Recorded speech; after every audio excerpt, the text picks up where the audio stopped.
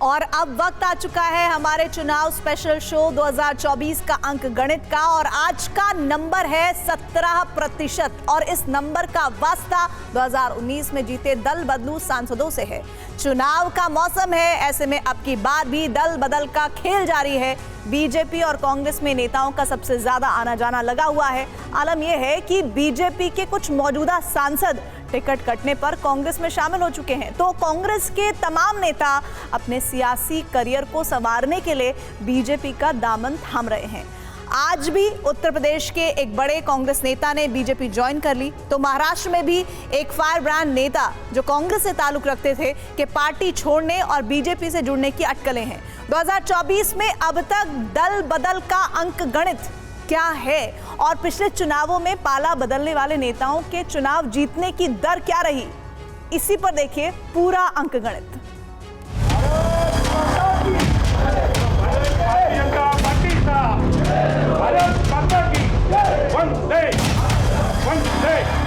मैं भी बिहार का प्रभारी हूँ भाजपा का।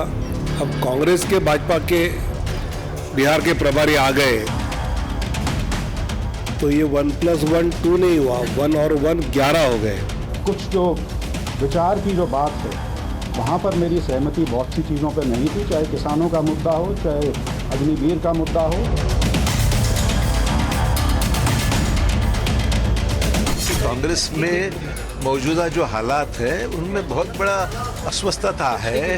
लोग अपना फ्यूचर वहाँ पर नजर नहीं आ रहा है। पार्टीज बड़ी होती पर पार्टी से बड़े इंसान भी होते हैं। जब इंसानियत ही लोगों को खत्म करने लग जाए, लोगों के स्वाभिमान को ठेस पहुंचने लग जाए, तो वो बात सेकेंडरी हो जाती है।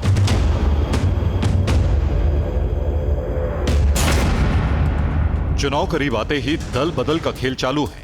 दिल्ली और मुंबई से आई दल बदल की सबसे नई तस्वीर देखिए। कांग्रेस के राष्ट्रीय सचिव अजय कपूर ने दिल्ली में बीजेपी का दामन थाम लिया, तो मुंबई में कांग्रेस के 3 बार के विधायक पद्माकर वल्वी भी बीजेपी का हिस्सा बन गए। इन दोनों नेताओं के दल बदल का पूरा किस्सा बस थोड़ी देर में बताएंगे। अभी आप अगले कुछ घंटों में ही कुछ और नेताओं के पाला बदलने की संभावित ब्रेकिंग न्यूज देखिए। पंजाब की पटियाला सीट से कांग्रेस की निष्कासित सांसद परनीत कौर 1-2 दिन में बीजेपी में शामिल हो सकती हैं। राजस्थान के पूर्व सांसद और मौजूदा कांग्रेस नेता मानवेंद्र सिंह भी बीजेपी में लौट सकते हैं। महाराष्ट्र में कांग्रेस के सबसे मुखर नेताओं में शुमार संजय निरुपम बीजेपी में शामिल हो सकते हैं। संजय निरुपम ने मंगलवार की रात ही बीजेपी के राज्यसभा सांसद अशोक चौहान से मुलाकात की, जो खुद भी हाल ही में कांग्रेस छोड़कर बीजेपी का हिस्सा बने हैं। अब संजय निरुपम के बीजेपी में शामिल होने की संभावना पर महाराष्ट्र बीजेपी के अध्यक्ष चंद्रकांत बावनकुले ने क्या कहा, उसे गौर से सुनिए। मैंने बार बार कहा है, एक बार फिर कहता हूं, मोदी जी के विकसित भारत का संकल्प को साथ देने के लिए जो जो पार्टी में आना चाहता है, जिसकी इच्छा है मोदी जी के लिए विकसित भारत के लिए साथ देने के लिए, भारतीय जनता पार्टी तैयार है। हम उसका स्वागत करेंगे। जिस मंच से ये बात कही गई वो उत्तर महाराष्ट्र में कांग्रेस के कद्दावर नेता रहे पद्माकर वल्वी के बीजेपी में शामिल होने के लिए सजा था। पद्माकर वल्वी कांग्रेस के 3 बार के विधायक और पूर्व मंत्री हैं। नंदुरबार जिले में उनकी मजबूत पकड़ मानी जाती है। 16 लाख करोड़ रुपए। गौर करने वाली बात ये कि मंगलवार को ही राहुल गांधी की भारत जोड़ो न्याय यात्रा नंदुरबार पहुंची और बुधवार को वहां के बड़े कांग्रेस नेता पद्माकर वल्वी ने पार्टी को अलविदा कह दिया। महाराष्ट्र बीजेपी का दावा है कि लोकसभा चुनाव आते आते राज्य में कांग्रेस 50% खाली हो जाएगी। बीजेपी के मुताबिक महाराष्ट्र में कांग्रेस के कई नेता पार्टी से नाराज हैं। इनमें से कई पार्टी छोड़ चुके हैं और बाकी भी जल्द ही हाथ का साथ छोड़ सकते हैं। महाराष्ट्र में कांग्रेस को 2024 के शुरुआती 2 महीने में ही 2 बड़े झटके लगे। पहला झटका अशोक चौहान ने दिया और दूसरा मिलिंद देवड़ा ने।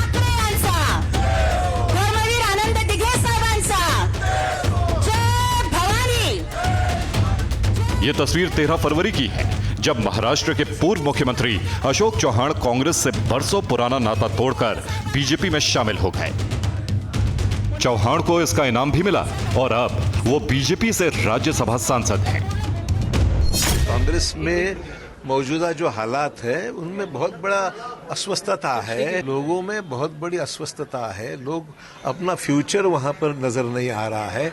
लोग कहते हैं कि भाई भाजपा कम से कम एक राष्ट्रीय स्तर पर बढ़ती हुई पार्टी है, काम करने का मौका है, देश का फ्यूचर है, और सबसे अहम बात है कि मोदी जी जैसा नेतृत्व वहां उपलब्ध है। इसलिए स्वाभाविक है कई लोग ये भाजपा में आने के लिए बिल्कुल तैयार है। ये जैसे जैसे चुनाव नजदीक आएगा आप देखो कि हर आदमी भाजपा के लिए काम करने के लिए उत्सुक है।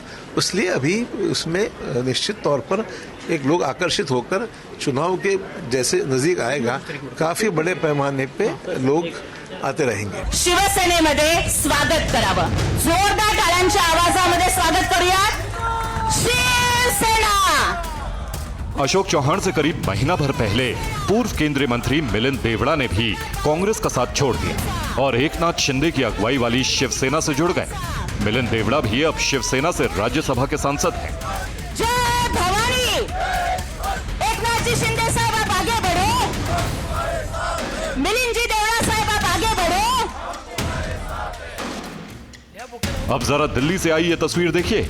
ये कांग्रेस के सचिव और बिहार के प्रभारी रहे अजय कपूर हैं, जो कानपुर से आते हैं, कांग्रेस से विधायक रहे हैं, लेकिन अब मोदी परिवार का हिस्सा बन गए हैं। आज मेरे लिए जीवन के, मैं तो ये मानता हूं कि नए जीवन की शुरुआत, मैं इस देश के नेता और पूरी दुनिया के युग पुरुष, भारत के यशस्वी प्रधानमंत्री आदरणीय नरेंद्र मोदी जी के परिवार में शामिल होकर अपने आप को अनुभूत पा रहा हूं। मैं आभार व्यक्त करता हूं कि मेरा राजनीतिक 37-38 वर्षों का राजनीतिक जीवन मैंने बड़ी ईमानदारी के साथ कांग्रेस पार्टी में बहुत से पदों पर काम किया, लेकिन आज मुझे ऐसा लगता है कि देश में हर व्यक्ति को देश की तरक्की के लिए अपने आप को मोदी जी के परिवार में सम्मिलित करना चाहिए। इस मौके पर बीजेपी महासचिव विनोद तावड़े ने अजय कपूर का स्वागत किन शब्दों से किया, उसे भी ध्यान से सुनिए।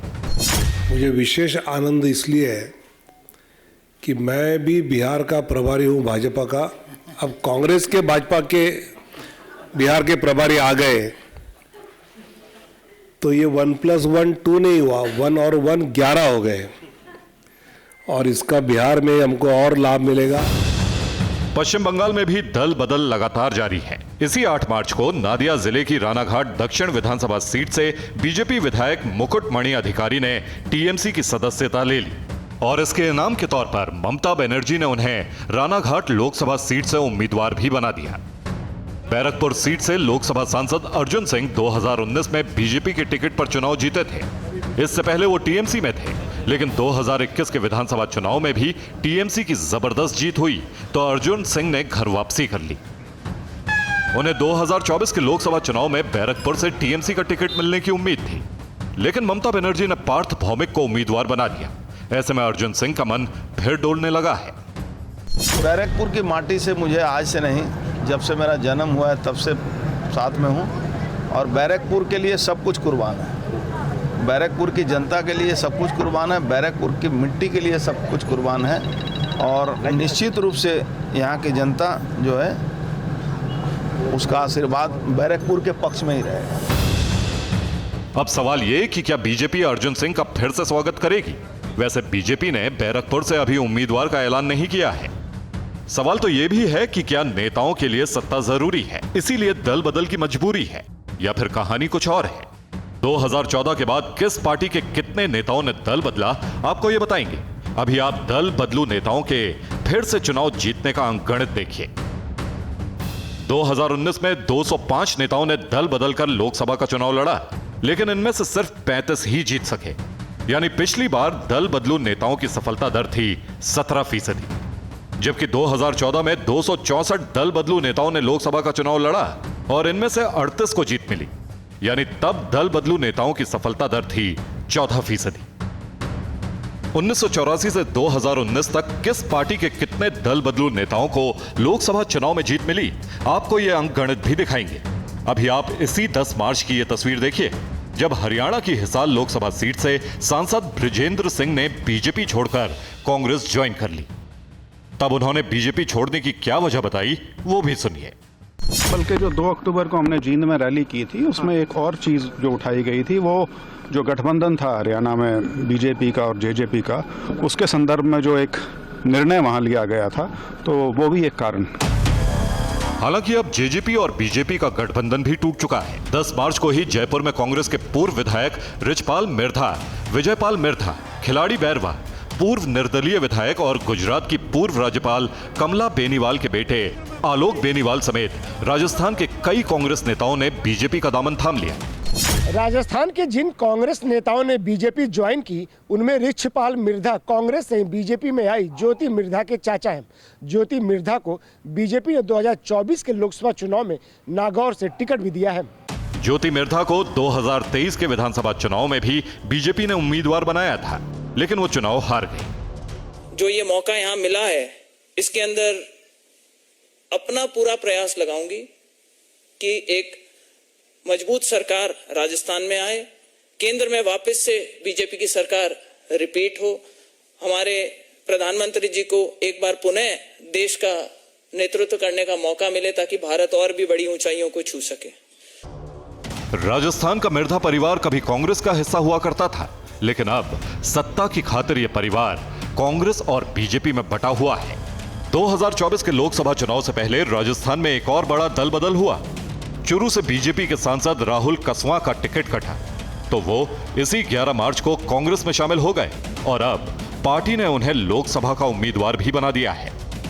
दम घुटता है और दम घुटा है बहुत सी चीजों के अंदर नजरअंदाजी करते करते एक वक्त ऐसा आ गया लाइफ में कि जहां ये फैसला लेना ही था, और मेरे लोगों के अंदर बहुत आक्रोश है, लोग मेरे बहुत गुस्से में हैं। क्यों गुस्से में? प्रताड़ित भी हैं। क्यों प्रताड़ित है? क्यों? क्योंकि एक आवाज को आप बार बार दबा नहीं सकते। कौन दबा? एक व्यक्ति फैसला नहीं कर सकता किसी भी व्यक्ति। मैं स्टेट लीडरशिप के अंदर जो लोग बैठे हुए हैं, मैं उन्हीं का नाम लूंगा।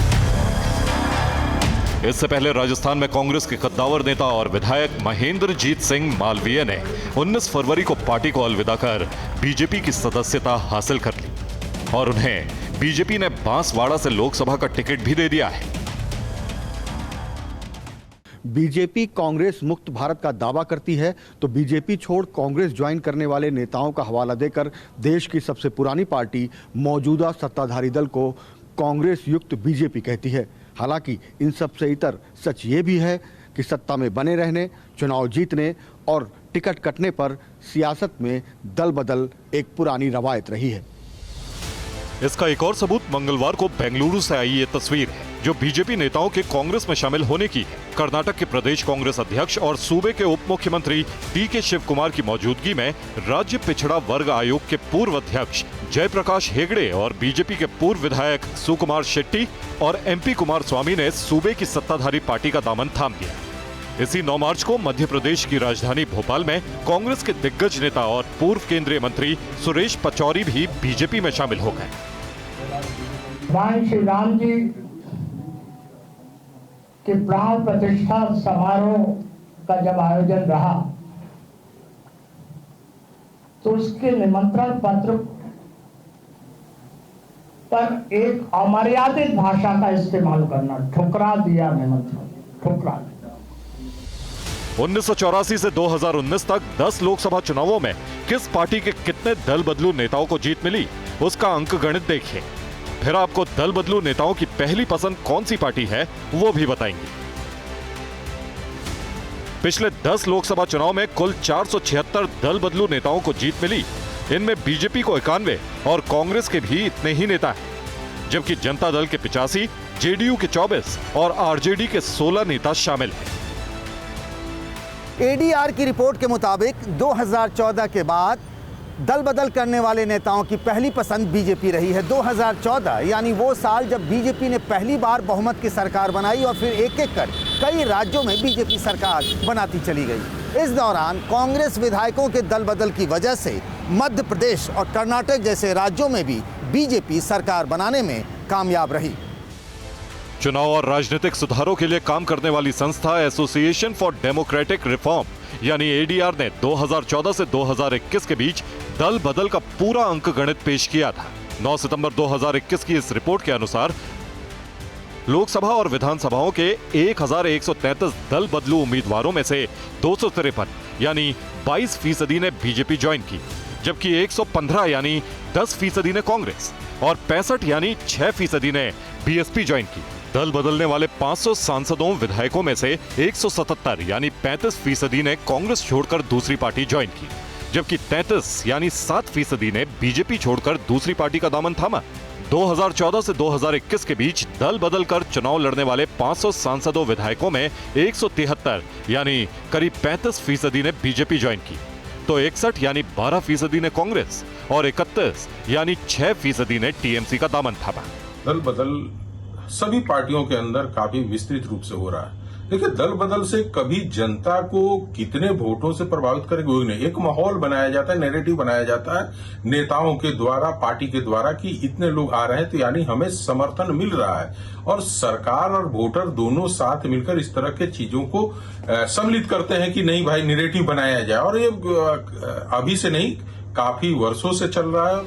2014 के बाद दल बदलने वाले बड़े नेताओं में कांग्रेस छोड़कर बीजेपी में शामिल ज्योतिरादित्य सिंधिया, जितिन प्रसाद, आरपीएन सिंह, सुनील जाखड़, कैप्टन अमरिंदर सिंह जैसे बड़े नाम हैं। तो कांग्रेस छोड़कर टीएमसी में शामिल महुआ मोइत्रा, सुष्मिता देव, शत्रुघ्न सिन्हा और कीर्ति झा आजाद जैसे नाम हैं। शत्रुघ्न सिन्हा और कीर्ति झा आजाद पहले बीजेपी में भी रहे हैं, जबकि बीजेपी छोड़कर कांग्रेस में शामिल होने वालों में नवजोत सिंह सिद्धू और महाराष्ट्र कांग्रेस के मौजूदा अध्यक्ष नाना पटोले जैसे बड़े नाम हैं। पटोले पहले भी कांग्रेस में ही थे। केरल के पूर्व मुख्यमंत्री और दिग्गज कांग्रेस नेता ए.के. एंटनी के बेटे अनिल एंटनी भी बीजेपी में शामिल होकर 2024 में लोकसभा का टिकट हासिल कर चुके हैं।